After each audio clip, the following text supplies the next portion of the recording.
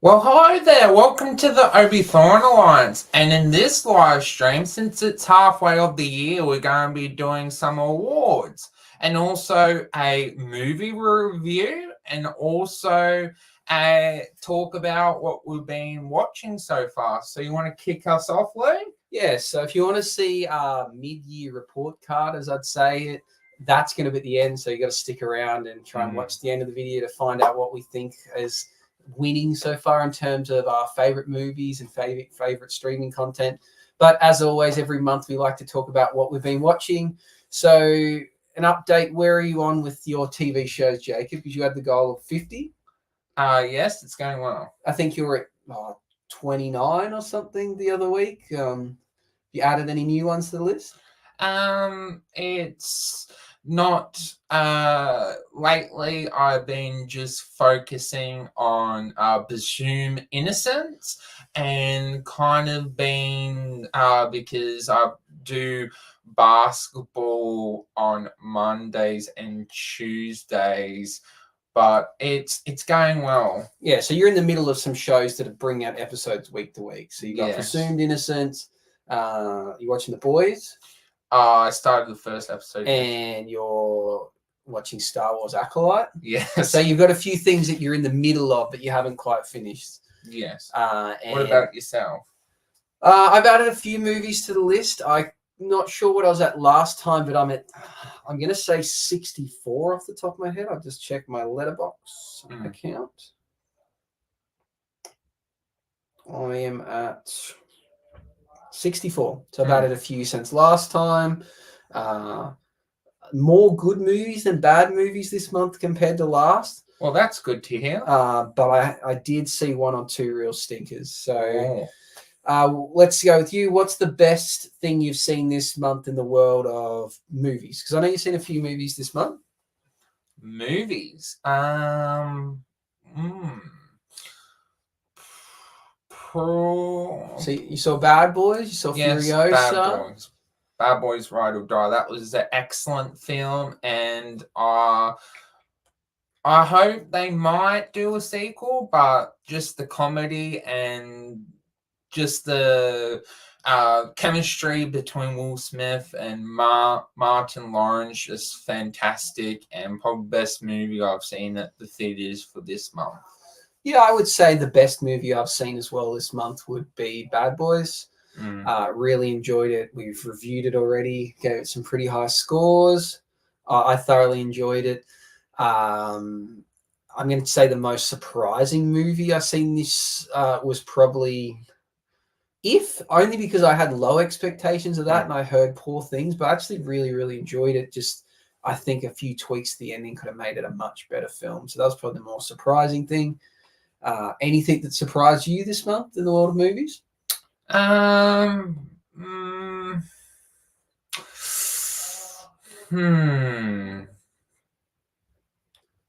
Not as much. Okay.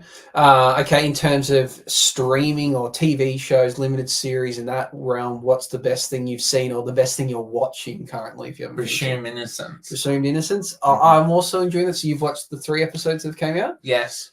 So have I. I think it's an interesting concept. I thought the first episode was a bit slow and not misleading, but it wasn't what the trailer made the show out to be. But now it's actually starting to come together, and I'm really liking it. I wouldn't say it was surprising. The trailer actually made this look really good, so it's kind of on par with what I thought it would be. What's the worst thing you've watched this month? The worst thing? I would probably have to say this might be controversial. Probably Furiosa. Okay.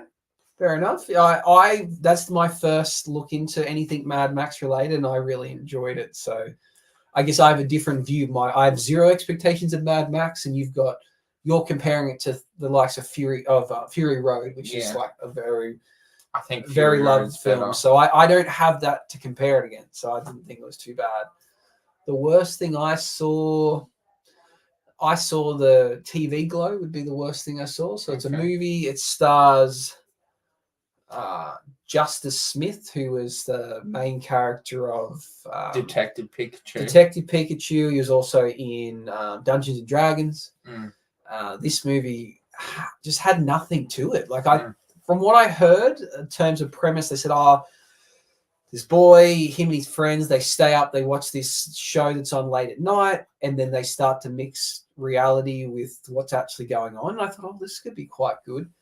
It did do those things, but not in the way I thought, and it was just confusing, rubbish. Nothing really happened, and I finished the movie going, I don't see the point of that. There was really no like problem and then a resolution. There was no kind of first, second, and third act. It was all just a kind of blur of nothing. So that was one of the worst things I've seen all year, and easily the worst thing I've seen this month. So it was nothing. Just really nothing happened. Like the events were quite slim to none. Like just a brief summary. We've got Justice Smith's character, I believe. His mother's sick and she dies. His dad, it doesn't really explain it very well. He makes friends with this girl who's a fan of this TV show called The Pink Opaque, which is like this dark, gritty show for kids that's on late at night, which doesn't really make sense why they'd be making a kids show that comes on at 10:30 p.m. at night. Okay. He starts watching it because I think he wants to be friends with her. She says that she's a lesbian. She's like, mate, like if you're trying to like get with me, like you're wasting your time. And he's like, well, no, I'm not like that. He's like, I don't really like boys or girls. So I thought maybe the show was going to explore sexuality, but it doesn't. She wants to run away. He decides not to. She goes missing, and then she shows up like 8 years later, and she's like, oh, the show was real. Like everything the show was about, because it's about like these people on a spiritual plane that go and hunt down like creatures or something. She's like, the show's real. Like I experienced it. And she's said how she paid someone to bury her alive so she could experience it. And then she escaped, blah, blah. And then they don't see each other again. And then it fast forward to 20 years later and he's like an old man. Well, they make it like he's extremely old and he works at like a games arcade and he's like having a heart attack. And it's like, he doesn't die, but it's like, that's it. And he like cuts his chest open and then he like has this like glowing thing inside it. And he's like, oh, maybe the show was real. And then it's like the end of the movie, but it really had nothing. It was just strange. It was a very weird indie-ish film. So disappointing because I thought it was going to be good. Anyway. So that was the worst thing I saw. I am also watching a few shows. So I'm watching Presumed Innocent, like same as Jacob, watching The Boys and continually working my way through Curb Your Enthusiasm. But there's a lot of new shows out that I want to watch. So aren't you watching Ultraman? The movie, yes. So that's a movie on Netflix that just came out. So I know there is the show of Ultraman, but I'm watching the new Netflix movie that just came out. So I'm about halfway through that. But yeah, I have watched a few movies this month. So in the middle of Ultraman, I've watched Bad Boys. I watched If. I watched Hitman. I watched Despicable Me 4 that came out yesterday.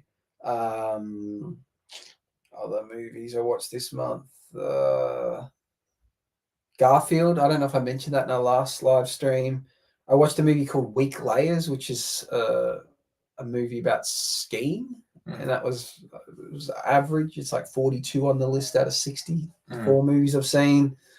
I saw the TV Glow. That was horrible. So I've added a few movies to the list. And I saw Inside Out 2, which is very high on my list at the moment. It's number 2. So they're the new things I've watched.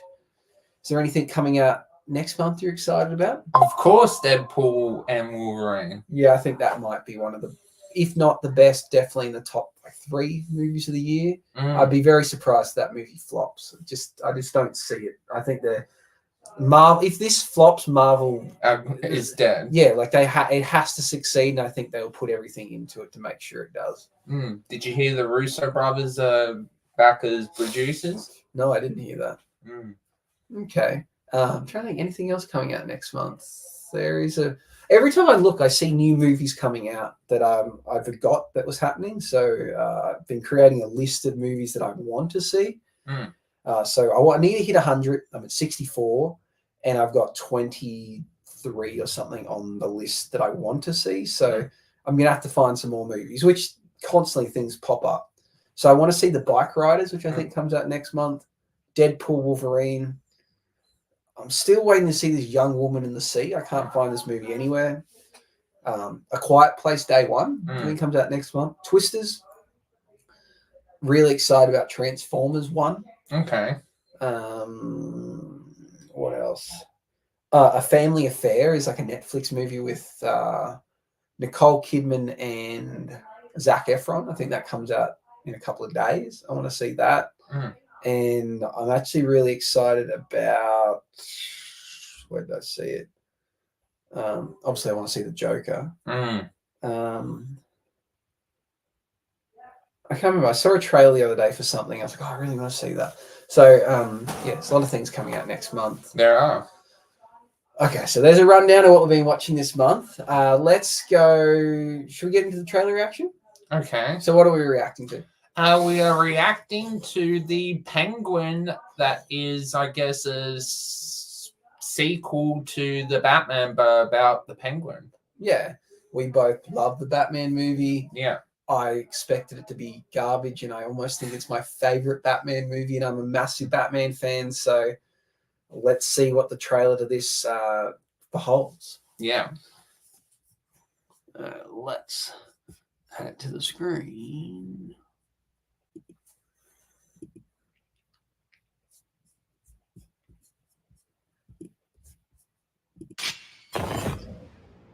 I'll be calling the shots. Oh, yes. Closure.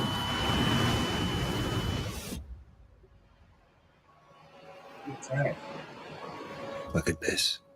Oh, yes. What that madman did.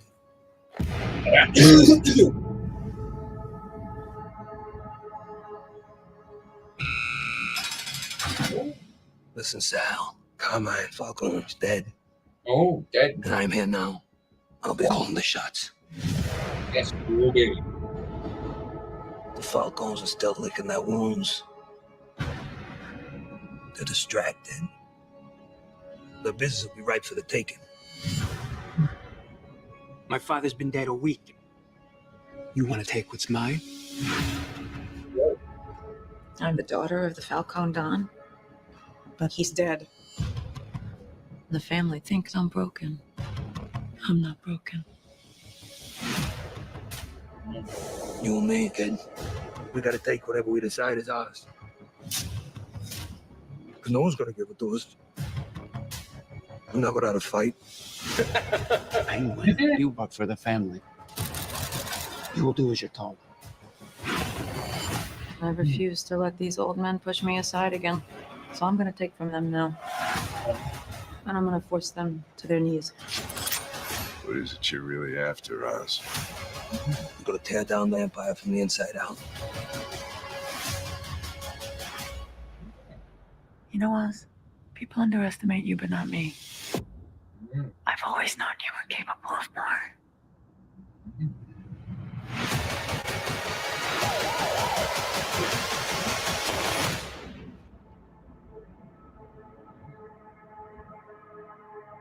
Timber. Okay, what's your thoughts? Looks like a mafia sort of show like The Sopranos. I like the look of it. I think the Penguin's a very interesting character. I've said this on many videos that I think that side of the Batman world is more interesting than powers and villains with Killer Croc or like superhuman abilities. I like the mafia side. That's why I really enjoyed the Batman Begins because it focused on the mafia side of things. So it's very exciting. The trailer makes it look good, but I think I'm kind of biased because I like that stuff. I don't know. My fear is it probably is going to end up being a flop. I think maybe the trailer makes it look good, but it may not have legs, or people are going to complain and go, "Oh, where's Batman? Where's Batman?" But I think I'm going to like it, but I reckon it's probably going to be may not get past the first season unless other people buy into the hype. Yeah, definitely. Are you excited about it? Yes, I definitely am. Do you think we'll see a Batman appearance. or do you think they'll kind of just make a reference to it? Probably reference to it and then see the Batman in probably the last episode. Yeah, and I don't mind that. Like, I think Mm. I think the DC universe has a lot more to give than just the heroes. There's more to it. Yeah. I think it's I actually think it's a lot more interesting than the Marvel universe. Mm. So yeah, I think it's going to be a must watch for me. Excitement level out of 10. After seeing that, I'm thinking I'm going to go 9 because I do really like the mafia side of the Batman world, and I think it's building into what the next movie could be. I'm gonna go at 8. I do have a little bit of fear that the whole mob family is going to be drama for the sake of being drama, but hopefully I'm wrong and the show shows the side of Penguin that we haven't seen. And I think the Penguin is a really interesting character, so hopefully the show is superb. Okay, well, we're going to move on to the next section. We're going to go we're going to review Furiosa. So Yeah. also get our scores ready. Maybe let's chuck up the Furiosa trailer for a little bit. For those that haven't seen it, we want present, share screen.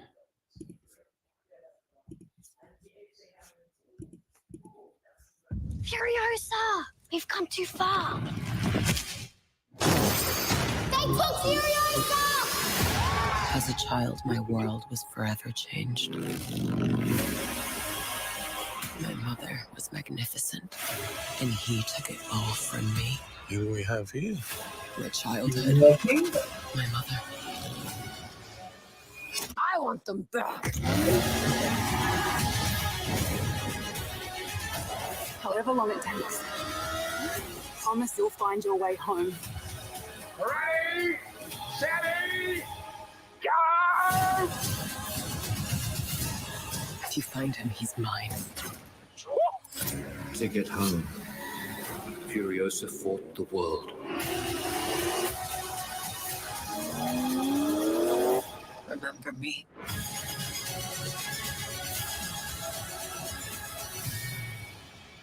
Okay, so there's a little preview of what it was about. Do you want to summarize briefly after seeing the movie, what it's about? So basically, it is set in Australia when the world has kind of fought a war, and it is set 15 to 20 years before the events of Fury Road, and we are seeing how Furiosa came to be in Fury Road. So it is basically she loses her mother in the aftermath of the first instance of meeting Dementus, who is played by Chris Hemsworth.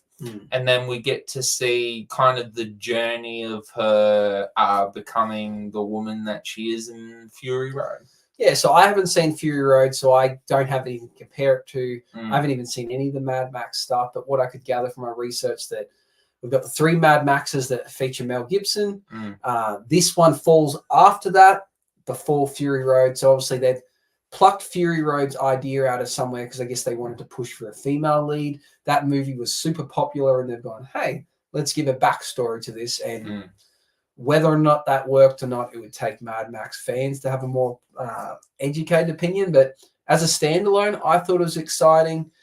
Well, it's not a standalone, it's standalone to me. But people rave about Fury Road. So if I like this and Fury Road's well liked, then I should probably watch Fury Road.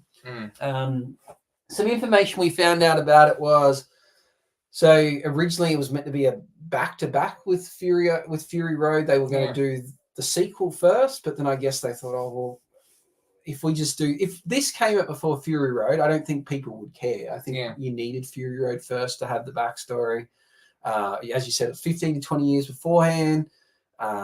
It's like the 4th in the franchise. It had a budget of $168 million. And as of today, it hasn't made its money back. It's at $160 million. Those numbers are probably skewed either way, but it hasn't exceeded what it should make, really. So will they make another one? I don't know. It got taken out of cinemas here in Australia pretty quickly because there was lack of popularity. But Mm. I reckon it's going to be one of those films when it goes to streaming, people will give it a watch and go, you know what, that was decent. It's just it wasn't a movie people were willing to spend their money on. We've talked about this before. We have people are only going to the movies, I reckon, 1 to 2 times a year. And, you know, do you want to spend your hard-earned money on one? Like, if you can only pick one movie, what would it be? And it seems like people are saving it for maybe Wolverine and Deadpool. Yes. Or, you know, other things. So it's probably not one that you're going to fork your cash out for.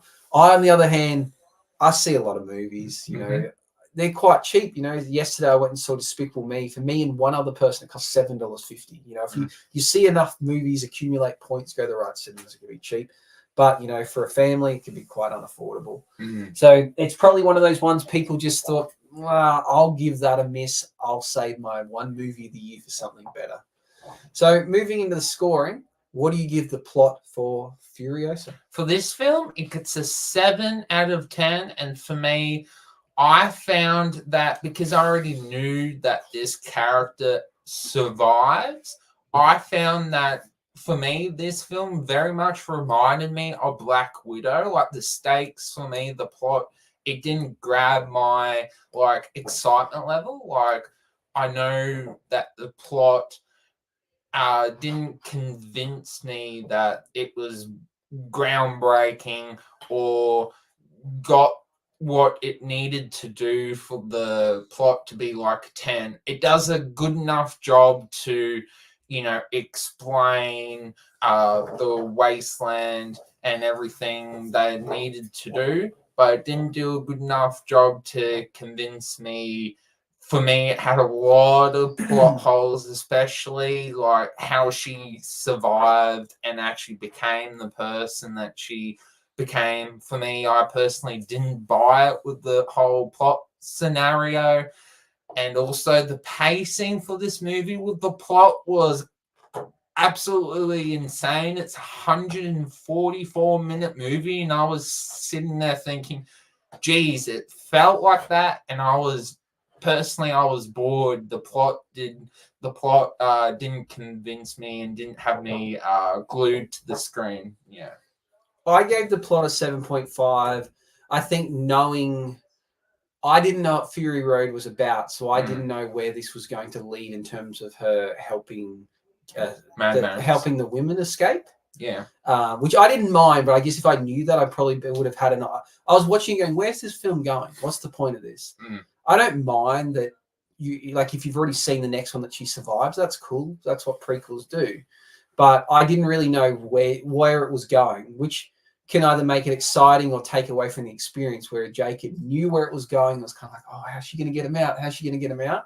I was like, what's the point of this? Is she going to kill Chris Hemsworth's character? Is that the whole point of the movie? Does she take out all of the bad guys? Who are the bad guys in this movie? I don't know. But either way, I thought it was unique, and I think the world of Mad Max is pretty cool. So a 7.5, nothing amazing, but still a pretty high score. What do you give the acting out of 10? For me, this gets an 8 out of 10. And for me, Chris Hemsworth playing Dementus, I don't like. For me, it definitely has the most memorable. When I left the theater, like he nailed it. But why it didn't get a 10 is I don't know if he's absolutely lost it that he's playing a parody of himself. But he, like, there's other people that stood out as well. But the acting is good for our Australian movie, but it's not going to win any awards. But Chris Hemsworth is definitely the one that you go, he's a nutbag in this movie. So I gave the acting a 7.5. I guess the strong Australian accent is part of it. And the way that they're all, you know, like we'd use the term larrikins, I guess, here. That's part of it. And I guess that is current in other Mad Max films. That's the whole point. Like are they kind of Aussie larrikins in the way they carry on? Yeah, nutters. Yeah, so I accept that. So I can't say the acting's bad. That is the theme of the movie. But Yeah, so I don't know. I don't have anything to compare it about. I gave it a 7.5. I just find it interesting that Chris Hemsworth came out and said that he felt like he became a parody of himself in Thor, Love and Thunder. and that he wanted to show his range and start doing different roles. I felt this was the same. It was like he was pretending to be silly like Thor. Obviously, the circumstances were different and he was not a hero, but I felt like it was the same kind of acting required. To me, it didn't show his range. I think to show his range, which he does have, he would need to do. If he yes, he's a villain this time, but he wasn't a serious villain. No. I think if he plays a serious villain, like as we just watched the trailer for the Penguin, like Colin Farrell and that, he's like serious as all hell in that. Yeah. Like if Chris Hemsworth came out and did a role where he was a villain and he was like a Bond villain. Then that shows his acting role. Like he just played a larrikin again. So it's like it didn't show a different range in him. It was just he had a different name and a different accent. It was no different. So ladies and gentlemen. Yeah, but it was I don't think he did a bad job. And the nose thing, I thought it wasn't his choice, obviously, but it was a bit silly. Like he could have just looked as he was, like normally does, and it would have been fine. But he made it epic. Well, did he do it or did the directors? I don't know. So what about the presentation experience out of 10? This gets an 8. I was very entertained with the action, the visuals, that it was filmed in Australia.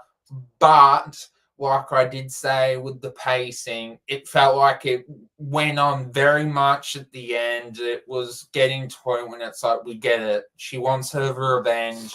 Can we just get along with it? So it was very fun, but also dragged on way too much. I don't think it actually needed to be 144 minutes. It probably could have been 124 minutes, but that was the choice of the director. But experience, the action was fun, but the pacing, I know I've repeated it with the pacing, but I want to emphasize that the pacing is it's not good with this film. Normally, Luke talks about the pacing, but it's me today. Well, I actually gave the experience a 9.5. I think that's because I hadn't seen the other Mad Maxes. I liked this genre. I thought it was cool. This, this this dystopian future set in like the Australia, like the wildlands, and they got these crazy vehicles. I thought it was quite cool. I didn't find the movie long, which I usually do complain about. I was kind of gripped the whole way through. I wanted to see what happened next. Yeah, I enjoyed the experience.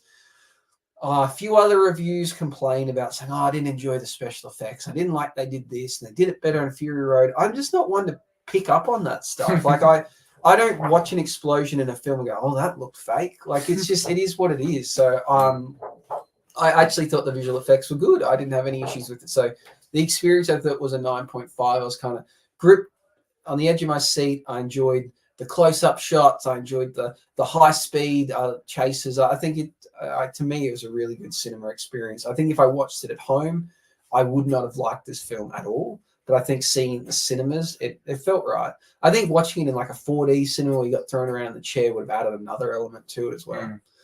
What do you give the ending? So this is the lowest score that it got. It got a 6.5, and I've noticed with this review so far that this is the biggest difference between our mindsets. Is that Luke, this is his first experience into this franchise, and for me, I've seen all of the Mad Maxes, and this is, I think, the problem is that I already know where this movie is going, and for me, it's like, why should I be patient towards that? So I think this is why the ending for me, it's like, she kills the bad guy. She kind of gets there unrealistically. There's one scene when she's like hanging on to something and she has no equipment to get out of that situation. It's basically plot armor. So things, I know she survived, but it's like how she got there, I did not believe that at all. But this is kind of the thing that the ending, they couldn't have done it in any other way. It's like, for example, the Clone Wars. We already know how that is going to happen. It's more the journey. I guess with this mindset, it's more the journey. And that's why I kind of didn't really like the ending, because I already knew where the journey was going. I gave the ending an 8. I thought it's set up well for the next film, which I don't know what happens in the next film. So I thought it set something up well. It got me excited about the next one. I think it wasn't necessarily a happy ending. It was just like, hey, there's more work to be done. So yeah, I enjoyed the ending. I thought, I've seen movies with a lot worse endings than that. What are you giving in terms of originality? For me, it gets a 6. I think it does a good enough job for someone like Luke that this is their first experience into the genre. But for someone like me that has seen all the Mad Max, it didn't really do any, except for a female lead character. What was fine. I think she's an okay character. But besides that, the originality for me is not really anything special. But I did like that they have made it unique in an interesting way with leading into the next film. And hopefully we get a other Mad Max film. I gave the originality an 8, maybe because I hadn't seen the others. I think But so. I thought the concept was cool. I thought, it didn't need to over-explain why things were going on. They just did. I liked the idea of the political kind of factions and, the way that Chris Hemsworth's character, the Dementors, him and his gang were kind of trying to The Vikings. Yeah, they're trying to overtake different factions or the different kind of cities and then use that to their advantage. So eventually they'd take over the whole thing.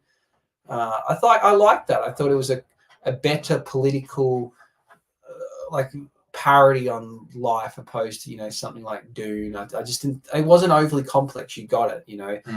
Each person thought that they knew a better way to run society. Chris Hemsworth's character saw himself as the hero, not a villain. He believed that he knew how society should be run, and it shouldn't be like all the fat cats at the top getting everything and everyone at the bottom. He saw it in a different way. So I thought it was unique. I think it was quite original. So I gave it an 8. How appealing is this to, let's say, we won't go as simple as Mad Max fans, but action film fans? For this, it gets an 8. I think a lot of people that enjoy action and enjoy dystopian and apocalypse sort of movies, I think this would definitely grab your attention.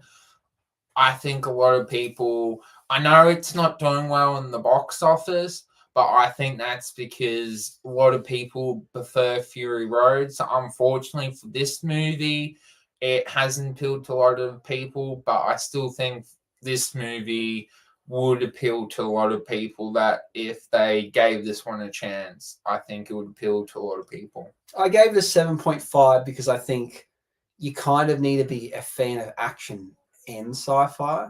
Like if you like sci-fi but you're not into like high-speed chases and just then it's not going to hit tick every box for you. And if you really like action, you might go to watch it and be like, this is a bit weird. What is going on? Is this sci-fi? Is dystopian? Blah blah. So it doesn't tick the box for either. It kind of crosses between genres. So I think it's a bit niche, but I just don't know how many people that aren't a fan of Mad Max would be interested in watching it like I did. So I'll give it a 7.5 for appeal. What about recommendability? This also gets an 8. I think I could definitely recommend this to quite a lot of people that enjoy action films, quite a lot of things. But of course, there's always people that won't enjoy watching this sort of film. So I can't recommend it to everyone. But I think a lot of people would enjoy it. I just personally didn't, because I have more of a critical mindset. But to the casual fan, they would definitely enjoy this movie. I gave the recommendability a 7. I kind of what I said before. I don't think I could pick someone, for instance, that's not a fan of Mad Max and say, hey, give this a watch. Like, unless I knew they were open-minded or like fans of sci-fi more so than action, I don't think I could recommend. I think if I said to my wife, hey, watch this film, I think she would turn it off. It just wouldn't be for her. I think a lot of people, I can't think of too many people that I could recommend it to that wouldn't already go see it. So I think it would be hard to recommend. Rewatchability. This gets a 7. For me, I would definitely watch because now that the prequel has came out, you can watch it in watchability order. You can watch Furiosa first, or watch Furiosa first and then Fury Road, or watch Fury Road. So it adds those elements, but you kind of already know how the storyline is going to go. But I will definitely watch it again, but I'm not going to anytime soon. I gave it an 8 for rewatchability because I thought it doesn't really have plot twist, or once you've seen it once, there's no point watching it again. I think you can just mindlessly put it on and watch the action and see what happens, and it's fine. It's not ruined. There's a lot of great movies out there that aren't rewatchable. And, you know, if a movie has a really great plot twist, I find it hard to watch it a second time. This movie doesn't really have any twist to it. So, and like Jacob, if you've already seen the next film, you know what's going to happen. So there's no real plot twist to worry about because you already know what's coming up. So I think it is rewatchable. So I gave it an 8. So what's your total score after all that?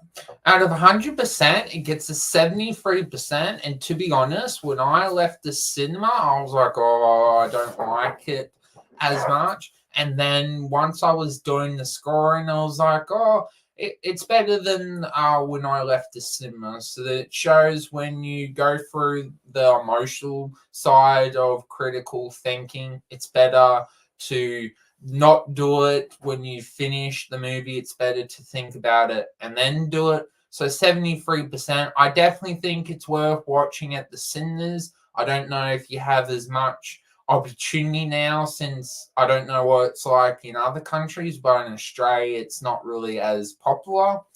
It's very unfortunate. I definitely think it's worth streaming it when it comes out in streaming, and it's definitely worth watching. I just have my own problems with the movie, but it's definitely a recommendability. Yes. So I gave it 79%. All my scores add up to, I think that's pretty good. It is a high mark, but I tend to, I think, give movies a fair chance. So I think 79 is fair.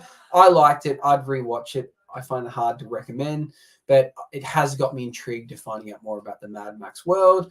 Looking at other scores around the place, IMDb, it's currently 7.8 out of 10, so 78%. So it's just between Jake and I's scores. On Metacritic, it's got 79%, so bang on what I gave it. And Rotten Tomatoes is on 90. So let's see what the deal. The critics, audience gave it 89%, so that's pretty high, very high. And the critics obviously gave it lower. It's not showing. I can't see what the critics gave it. So it seems to be not many people are going to see it, or not as many as they like, but those that are liking it. That's just interesting. So comparatively, 89% audience score and 90% for Rotten Tomatoes. Comparing it to Fury Road, who got 86% audience score, so lower, that got a 97% score overall. So the critics love Mad Max Fury Road. So they do. So comparatively, it's not much worse than Mad Max Fury Road. It's scoring around about the same. So that's an interesting fact to know. So that leads us to our last part. We're going to get into our mid-season report cards. So we don't want to give away too much of where we think we're going to go for the end of the year. So some of the awards or things we want to give a report on so far are we've put down what would be, let's go mid-year. What's the best movie you've seen this year? Best movie, I would have to say the Kingdom of the Planet of the Apes. Do you think that's going to hold its spot by the end of the year? It's definitely going to make the top 5, but I don't think it's going to be number 1. It's definitely worth seeing. I hope when you eventually watch it, you enjoy it. I really do want to watch it. I'm looking forward to it. I just, I hadn't got a chance to see the movies, and it has very limited viewing times left, so I'm going to be waiting till it comes to streaming. My best movie so far this year has been The Iron Claw. It's been up the top of the list for well, it's been toing and froing. I keep moving my list around, and I keep thinking about it. So For instance, what happened is I go see a movie and I go, I like that. So I put it in my letterbox and I put it, let's say 10th on the list. And then after a while, a few days go past, I think about it and I go, actually, and I start to move things down. Iron Claw is one of the rare ones that have moved up. So I had that below movies like Next Goal Wins and even Anyone But You I had higher. But then the more I think about it, those movies were fun to watch. But Iron Claw's impactful. I want to see it again, and I will, but I don't need to. The memory of it will last because it was an impactful movie. Where some of those other films I've watched again and I've gone, yeah, it's not funny anymore. The jokes, it's only got that one watch to it. Where I think the Iron Claw's just impactful. It's dark. It's sad. I don't know if it'll hold its spot because there's some heavy hitters coming out, but it's could because I think it is that impactful film. I think Deadpool will probably be more fun. Yeah. But I when I think of my list, I always think of which movies I like the most, which are the best quality, and which were the most impactful. And I think that Deadpool won't have that same impact. The only thing I think there's a real chance of giving a scare is the Joker. But that's going to be, I think that's going to be hit and miss. Like it's either going to be one of the best films I've ever seen or an absolute flop. So, but it has the potential just because it is that bit different. So that's what I'm leaning towards with. That's my favorite movie halfway through the year. Will Iron Claw still make your top 5 list? I can't see how it couldn't. I feel like it's going to probably stay number 1.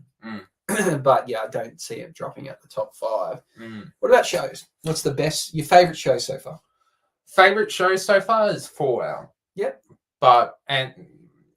Something might top it. We'll see. Big fan of Fallout. That's teetering on that list for me. Presumed Innocent, I'm really enjoying. I am as well.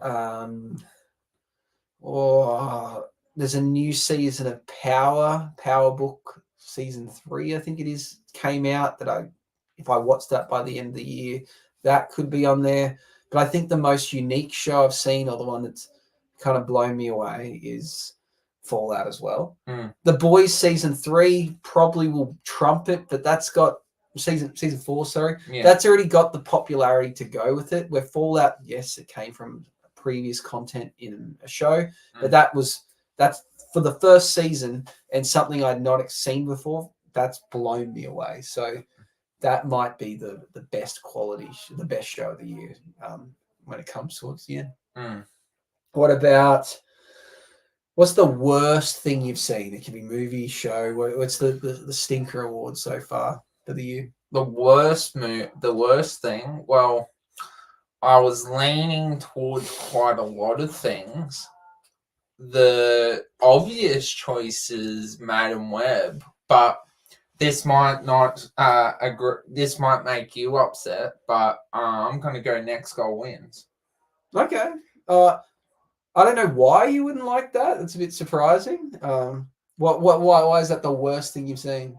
Well, I'm going a bit differently because I feel like if I go Madam Web, that's just the obvious answer. So. Oh yeah, but I guess I'm true. Why is that the worst thing you've seen so far? Well, for me, when I was watching it, I found it very hard to focus on it because I was finding that personally I didn't really enjoy the story. I felt like they focused too much on the male character that wanted to be a female. Like for me, that was not really that interesting.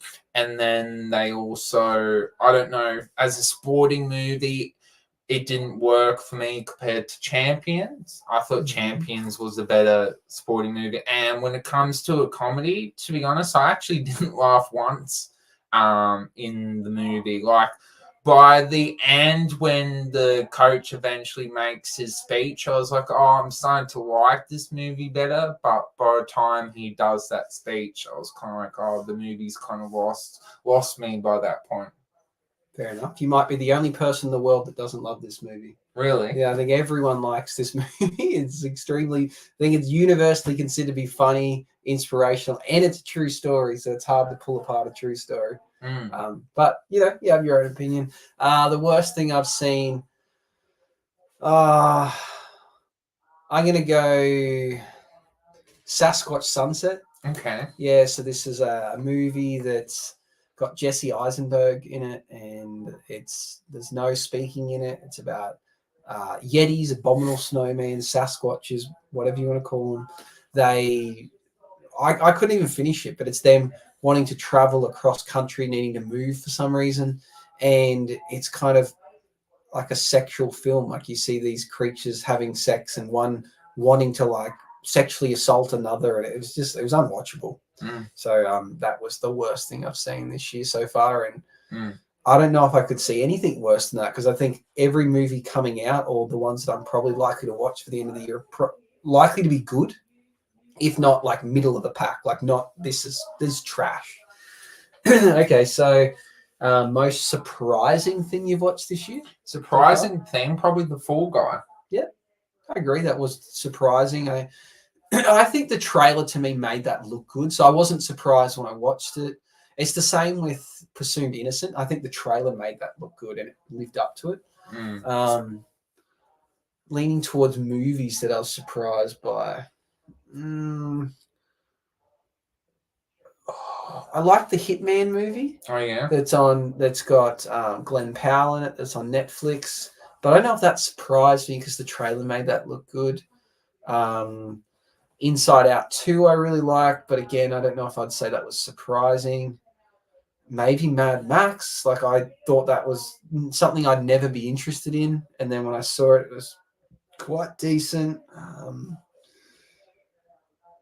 If caught my attention, but again, it's a star cast, so like that should be okay. Actually, there was one. Maybe I'll go Totally Killer on Amazon Prime.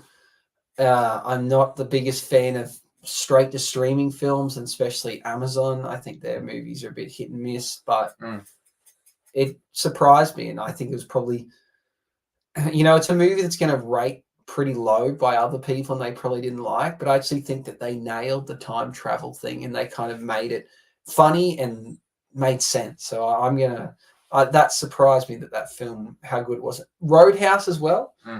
Again, people aren't really loving Roadhouse, but it surprised me. I enjoyed it. I watched it twice. Actually, I'm going to change my answer. I actually like Next Goal Wins more than Roadhouse. Yeah. I think I'm too harsh towards Next Goal Wins. I didn't like Roadhouse. Yeah, I can see why people didn't like Roadhouse, but I kind of expected it to be rubbish, and it was. I watched it twice. I thought it was not bad. So, the acting in Roadhouse was trash. I will give it that, but I don't know. There's something about it that surprised me. I was expecting it to be really bad, and it wasn't really, really bad. Then what's that move us to? Best acting performance in a movie. In a movie? Yeah, something, an acting performance you really like. I'm actually going to go Noah from Kingdom of the Planet of the Apes. Okay, and that's one of the monkeys? One of the apes? Yeah. I don't know who voices the ape, but that's where I'm going to go. I'm going to find it hard to go past Zac Efron and Iron Claw. Haven't seen it yet. I don't understand this, but he wasn't nominated. This movie didn't get nominated for nothing. Anything. Really? Like, I can't understand. Like, the performance by Zac Efron in this is like a performance of a lifetime, and other reviewers I've heard stay the same, and it has not. He received 0 nominations. Like I can't understand how it didn't. Do you think if it was anyone else, they would have?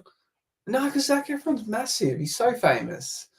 I don't know. The movie just critics obviously. The movie's pretty highly rated, but I don't know how it didn't win any awards. It's 4.1 stars on Letterboxd. It's 7.6% on IMDb and 89% on Rotten Tomatoes. So it's not through the roof. I don't know. Like I don't know. I just thought it was a ridiculously good performance. So I'm going to go Zac Efron in The Iron Claw. Maybe one of the best acting performances I've ever seen. And in TV shows? TV shows. I'm really enjoying Jake Gyllenhaal in Presumed Innocent. I think he's a fantastic actor. He kind of plays the same kind of person and everything. ignoring Roadhouse, I guess that was a bit different than Presumed Innocent, but I'm a big fan of Jake Gyllenhaal. Mm-hmm. So I'm going to go Jake Gyllenhaal and Presumed Innocent. Me too. I like the acting performance of the main female character in Fallout, but I wouldn't say it's just not the same. Like his acting in this is intense. Her acting in that was kind of like playful and funny, and yeah. So it's hard to compare the two. So I'm going to go Jake Gyllenhaal. Yes, me too. That's it. That's our report card. Unless there's anything else you want to talk about, or any other rewards or like awards you want to give out. Do you feel like other awards? What do you think's been the best streaming service so far of the year? Apple TV, probably. I've really liked. No, actually, Apple TV has had some cool stuff, but I'm going to pick Prime. Actually, I think I've seen some cool movies on Prime and some cool shows. So Prime for me has probably been my most watched streaming service.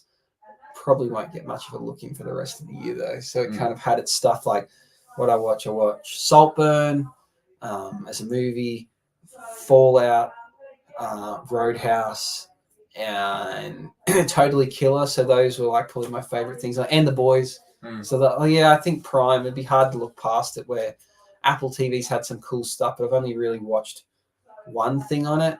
And then they've got a few movies, like I really want to see Fly Me to the Moon, but it comes out in cinemas. So it's like, yes, I know it's through Apple, but I'm going to go see that in the movies. I'm not going to wait for it to come out on Apple. So yeah. So it's hard for me to give the points to Apple for that movie when I'm going to go see it in the cinema. What about you?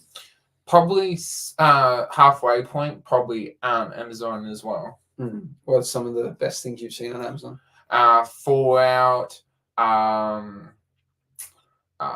Fallout, and quite a lot of other movies like yourself. Yeah, it's interesting because usually it's funny you think like Netflix is like probably the most popular streaming service, and most people, it's like the household name is the one that people say they probably couldn't live without. And I myself, even though I don't watch it that much, if I had to pick one and could only pay for one, I'd probably go Netflix as a safe bet. But I never ever think Netflix has the best content. I just think it has the most content. Where it's like, I think Apple TV has the best content. I agree with that. It's just, if you only had Apple TV, I think I'd run out of things pretty quick. Because they don't have a back catalogue. Well, I actually think the safest bet is Disney. Disney always has a back catalogue and quality stuff and new content constantly coming out. But yeah, I just feel like Netflix is the go-to one for most people, but it's not the best in any category. I can't think of any show that I really like that's still on Netflix. And like in terms of movies, most movies they bring out are pretty garbage. Except for this Hitman film, which again, it wasn't amazing, but I liked it. I thought it was pretty good. So yeah, Netflix is definitely not my favorite, but I think most people would go with that. Any topical questions you want to talk about? I did want to talk about, I found with Furiosa, and I've noticed this when it comes to male and female characters. I've noticed when it comes to male characters, it feels like that writers know how to write. Like with Iron Man, for example, of Tony Stark, he got ambushed with the American soldiers were there. The terrorist got him captured. He had to build the suit. He had to learn how to be he had to learn how to be a superhero. But when it came to Furiosa, she didn't have to learn she did have to learn something off the teacher, but that was like, we didn't get to see that. I don't see why writers can't show that females can go through things. It's like they just don't show it. I don't know. Maybe that was just an isolated example for that movie, but I don't know. Directors go with different things, and sometimes they're kind of hit and miss. I heard today about there's a film where the director got AI to completely write the whole script. Oh, really? And the whole point of the film is, the plot of the film is that a screenwriter discovers that AI can do a better job than they do. So inside the film, AI writes a film. So like it's kind of introspective on itself, and essentially AI, the movie is meant to be bad on purpose, and it's to showcase that AI can't replace humans. Like AI is not creative like humans can. But the thing is, people are saying, oh, the directors missed the mark. Why would they do this? They're supporting AI. And it's like, well, they're not. They're actually showing the opposite. They're saying, look, you're worried AI is going to take your jobs. We get AI to do your jobs, and you can see that they suck at it. So don't worry, AI is not good at this thing. But people are like boycotting this film because they think it's supporting AI, but it's actually the opposite. So where I was going with this is, I think directors have these visions, and we as people get it wrong, or we don't interpret it, or they think it's visionary beyond our level. So they choose to show scenes in a certain way, or they choose to tell a story in a certain way, and we pull it apart and go, I wish they explained that more. Why didn't they do this? Or why was the pacing off? And we're pulling it apart, but in their head, they did it that way, and they think it's amazing. They're like, this is genius. But that's the problem, I guess, when you're too creative, people miss your vision. Where, you look at some of the best directors in history, you've got ones that are just like good storytellers or have good content. So you think of like Spielberg, George Lucas, Christopher Nolan. Yeah, they kind of tell stories, and they do a good job. And then another popular one would be like M. Night Shyamalan, but that's out there. So like people could miss the mark with that and go, oh, what is this crap? Or you think of someone like Wes Anderson, like his movies are wildly out there, and it's like, if you don't get it, you don't get it. But so like sometimes, you get directors where their art is not understood and it misses the mark, and that's where you get those films that flop at cinemas but then become cult classics, because people don't get it the first time. It's only when they rewatch it 2 or 3 times or someone explains it to them. So yeah, that's it. I guess like we pull apart why they do that with, like you said, with female characters, but sometimes it's just a matter of we didn't get their direction or we disagreed with it. It's like painting. We could go into an art gallery and we could look at some artwork and we just go, what's that? It's squiggles on a piece of paper, or it's a blot here. You go, that's not hard to do. But it's like, it's not, sometimes it's not a matter of was it hard to do. It's like someone thought of that. Could you think of that? Why, if it was so easy, why didn't you do it? And it's like, there's arts. It's so easy to pull apart art because it's, you interpret it. Like I remember going to an art gallery in New York City, and literally one of the artworks was just a plain white canvas. Like that's what it looked like to me. There was not a single thing on it. It was just one color. And I'm like, what the hell? That's not art. But then other people might interpret and go, well, you don't understand the message. It means this, it means that. So yeah. Do you have any questions for me? Talked about what you're looking forward to, what you're currently watching. How's your experience with the 2 shows you're watching at the moment coming out weekly? Bashoom Innocence and Arclight. I think Bashoom Innocence is a lot crafted better. It has a lot better imaging. It's just a more crafted show. What I mean by that is how you enjoying waiting a week between episodes. Bashoom Innocence is a lot more exciting. I find Star Wars Arclight like boring, and I just don't understand how.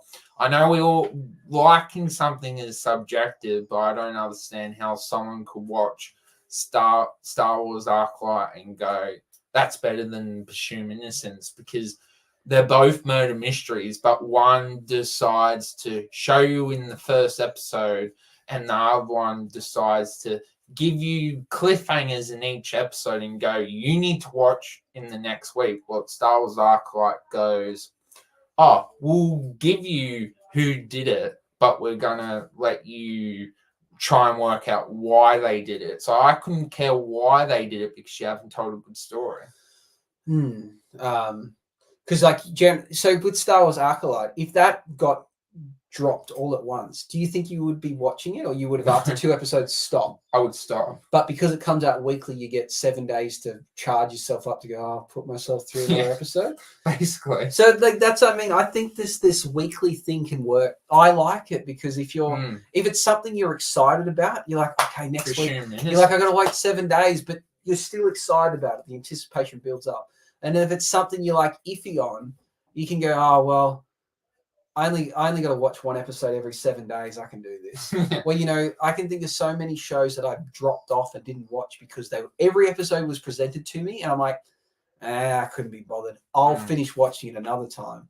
But when it's weekly, you go, well, next week might be better. Next week might be better. So I think weekly gets people more engaged in shows. I think dropping them all at once, I just still think that people will sign off, or they'll binge watch it and not get a chance to soak it in.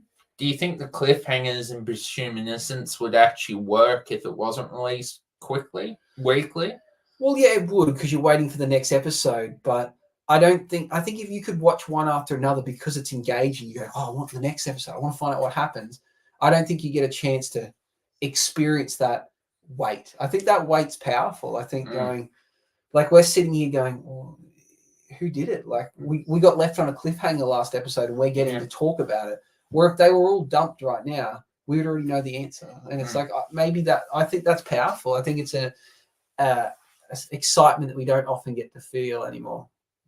You know, we can have things like that. You know, we want something, I'll order it online, it'll arrive tomorrow. You know, that like actually having to wait for something. Like, I feel like we've been waiting for Deadpool for ages. Yeah. But that's the thing, it's building up. Where it's like sometimes Marvel in previous years, it's like, oh yeah, this movie comes out this month. Oh, and then the next month it's this. It's like, I didn't even know they're making this. Like, they just pump it out. Where they're building up something now. It's more powerful. Like, even if Deadpool and Wolverine isn't as good as people are hoping, the fact that we've had to wait for it kind of builds that excitement. Where, you know, in previous years we're like, oh yeah, like next week, you know, Shang-Chi comes out. And you're like, what the hell's Shang-Chi? I've never heard of Shang-Chi. And you go see it, and they're like, oh, well, it's all right, because in 2 weeks' time, Ant-Man and the Wasp comes out or something. You're like, oh, I didn't even know these things were coming. There's like, where that build-up, I think, you know, gives it. Yes, you have the opportunity to let more people down, but I feel like the right kind of hype, I think it kind of pumps your numbers up. So. Do you think you feel like watching Star Wars after what I've said about it, or are you gonna just watch Bioluminescence? I don't think I'll watch it. You know this. I do like Star Wars a lot, but I don't feel the need to watch everything. So if it's not something that captures my attention or is sold to me highly, I just feel like I'll be okay. I don't need to watch this. So it might. I think this one might just be missed, and I'll be fine. It's not going to affect my view of Star Wars. I don't have any more questions for you. You know, we're over that hour mark. We've done quite a few things today. Any final thoughts or last things you want to bring up before we end the session? I guess, do you hope that you reach your movie milestone? Yeah, I think I'll get there. Like, sometimes I feel like I'm not moving fast enough to get there, or there's not enough things that are going to come out. But then every time I look, I was like, oh, there's another movie coming out I didn't know. Oh, there's another movie. So they're starting to rack up. It's to be honest, if I had to, I need to watch 36 more movies. There's 36 movies that came out this year on streaming somewhere that I haven't watched. I could just force myself to watch them. The thing is, I would have liked to have watched 100 quality movies, but that's not the likelihood. It's going to be, I don't know, 40 good movies, 60 bad ones. Well, I don't know about 60 bad, or it can be like 30 bad and then 30 like okay. So yeah. So I think I'll get there. We're not finished the 6th month of the year, and I've already watched 64 movies. So by the time this month ends, I would say I'll probably hit 70. So that means I've got to watch 30 movies in 6 months. So it's 5 a month. That's, you know, it's not too hard to do. And have you enjoyed doing this to yourself this year? Like, would you ever do it again, or do you think you would ever do it with shows? Like, have you enjoyed this experience? I don't know if I've enjoyed it because I've seen movies that I didn't want to really see. And like, to be honest, I avidly try and watch films. Like, I don't know last year how many I watched it. Maybe I watched 50 plus, but I saw movies I wanted to see. This year, I guess the idea is saying that I want to see 100 movies is that idea of you're going to open yourself up to other genres and see what you like. But really all it's done is it's forced me to stop doing things I would rather be doing in order to do this. So there's been lots of shows that I would have liked to watch. So maybe next year I'll try and focus on shows and just only go see movies I want to see. You know, like if you're a person that only goes and sees hit movies, you know, sometimes you need to widen your horizons and see more stuff. But I don't think that's the experience. I don't think I've watched a lot of indie films, a lot of low budget films this year, and I don't think they were worth watching. You know, there's only been a handful that have surprised me.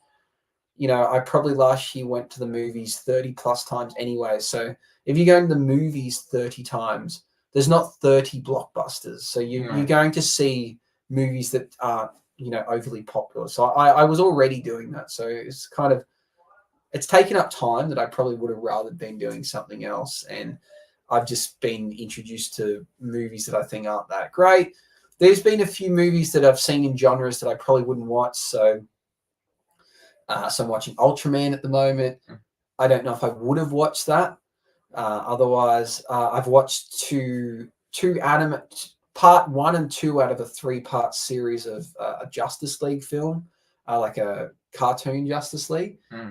I love superheroes. I like Justice League, but I've never got into the animated series. So if I watched the Batman animated series when I was a kid, so I would not have watched that otherwise. But to say it was worth it is a lie, because they've both been trash, part 1 and 2, and they're universally not liked. So the one genre that I've watched I wouldn't have otherwise ended up being a flop. I probably watched more action films than I usually would. Okay. I think in the past I've always been like, I don't want to watch dumb action films. There's just so many of them. They're an easy watch. So I've actually watched a lot of action films that I probably would have given a miss. So I don't know if that's a good or a bad thing, but yeah. Would you recommend me do it next year, or just stick with my TV shows? I think you could have a crack at trying to watch 100 films. I think it might open your eyes up. I think there's a lot of films in the last few years that you didn't watch because you didn't think there was any point. Like, you still haven't seen Barbie. No. Like, so I think there's some films, I think if you were forced to watch 100, you would probably open your eyes up and seeing a few different genres. Because I reckon you have a pretty, like, tight set of films you like to watch. So you might be forced to watch things outside of that box. So yeah. Maybe we swap next year. Yes. Well, as always, you're awesome, and keep being awesome, and we'll catch you in the next video or live stream. Take care. See ya.